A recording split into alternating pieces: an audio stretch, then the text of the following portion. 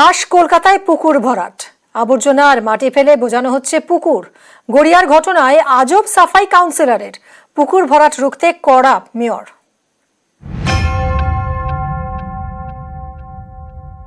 কলকাতা পুরসভার 110 নম্বর ওয়ার্ড গড়িয়া স্টেশনের কাছে ব্রিজি এলাকা, এখানেই ভরাট করা হচ্ছে পুকুর।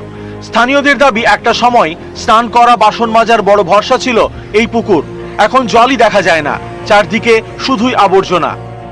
32 বছর বিয়ে হয়ে এসেছি, এখানে দেখছি পুকুর, তার 10 বছর আগে আরো পুকুর। এই পুকুর আমাদের সব হতো। এই ব্রিজি এলাকাতে পুরো লোক এখানে স্নান করতো। যখন থাকতে ভাড়াটিয়া আসলো, জল পুকুর ভরা হয়ে গেল, তারপরে বন্ধ। 15 বছর হলো বন্ধ হয়ে গেছে, মাটি তাই 2 দিন হলো পড়েছে। অভিযোগ, দীর্ঘদিন ধরে পুকুরের একদিকে আবর্জনা ফেলা হচ্ছে, আরেকদিকে ফেলা হচ্ছে মাটি, এতে পুকুর যেন এখন ডোবা। এই নিয়ে অভিযোগ জমা পড়ে কলকাতা পুরসভায়।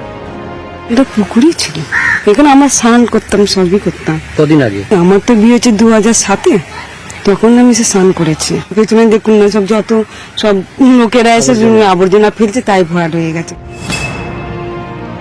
টালিনালা ডিপার্টমেন্ট মেট্রোর নিচে যে খাল আছে, সেই খালটা সংস্করণ করছে। এই যে পলি বা অ্যাশ, এটা কোথায় ফেলা হবে? আমি জায়গাটা ইন্ডিকেট করে দেই। ওই যে যেখানে খেলার মাঠ আছে, ওখানে একটু লো ল্যান্ড আছে।